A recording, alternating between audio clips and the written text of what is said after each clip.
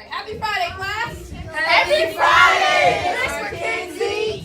When I say grow your grind, you say grow your mind. What does G stand for? Grammar. R. Reading. A. Investigative writing. N. Narrative. And D. Dialogue. Alright, so that's the aspects that we talk about in English, like grow your grind in English. So grow your grammar, grow your reading, grow your investigative writing, which is argumentative, and not expository, narrative, and dialogue. But in terms of grow your mind, what does that mean to you? This is in your own words.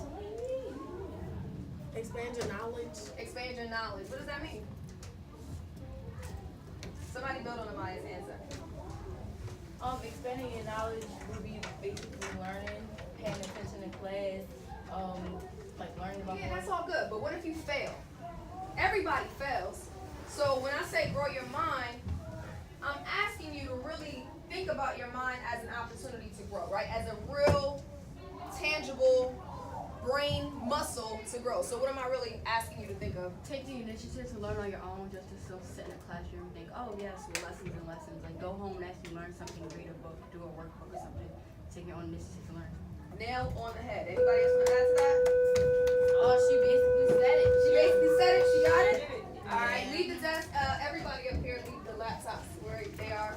You guys take your laptops to the back of the car. What homework is due Monday?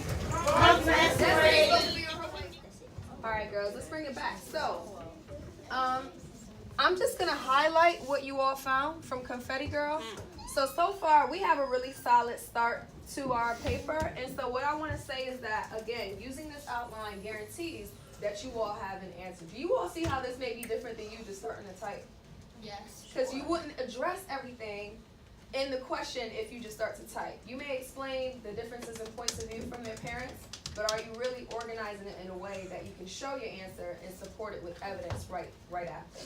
So what'd you guys find for Confetti Girl? I'm gonna highlight. Can you tell me what line I'm going to highlight? It's in 26. Okay. What?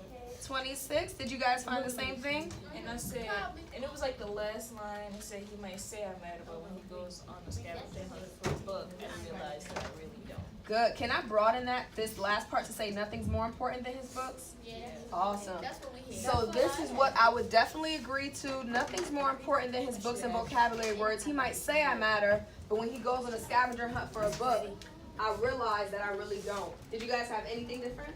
No. Same exact thing, right? I completely agree. Now, the hardest part I think for everybody as a writer is to have to explain what it is you found. So when we look back at Confetti Girl, this evidence clearly shows that this is the tension. She thinks that he believes in his books more than he believes in what? Her, right? So I want you all to remember the text, right? It says, write an essay analyzing how these differences in point of view create tension. So that's the first thing I'm going to note in my explanation. The evidence from Confetti Girl shows that the daughter feels tension with the dad because she doesn't believe that he what? That he cares about her. Or focuses on her. Or focuses on her. That's another word that you could use. He cares about her as much as his books. Now, how many sentences do I have so far? I just want to point this out to you. 1, 2, 3. This would be 4. This would be 5, 6, 7, and the last one is 8 to 9. That's why I say 7 to 10 sentences. Okay. My biggest thought when it comes to you guys is that you may know the answer, but you just don't feel like writing it all. Okay? I know that. I know that's a thing. But you have to put forth the full effort. Explaining yourself is not a simple task. Okay? But you become masterful the more you practice it. When you guys write 4 or 5 sentences, I know you're not really getting to the heart of the response. And I do just want to know, do you all think that this is hard? No. You think it's a little hard, Janaya? Yeah, I don't feel like doing stuff. so that's my, like I said, that's my concern. It's not that you all don't know how to do this. You all know how to explain the answer. It's just taking the time to do it. But I think the biggest part of knowing how to do it or taking the time to do it is really thinking about the order and how to do it. Once you think about, it's like, any of y'all know how to make oodles and noodles? Yes. Right?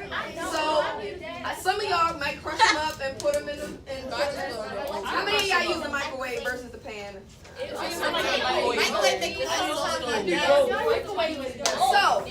everybody has different, you see how this conversation is going, everybody has different methods in cooking their own oodles and noodles, but it's the same process.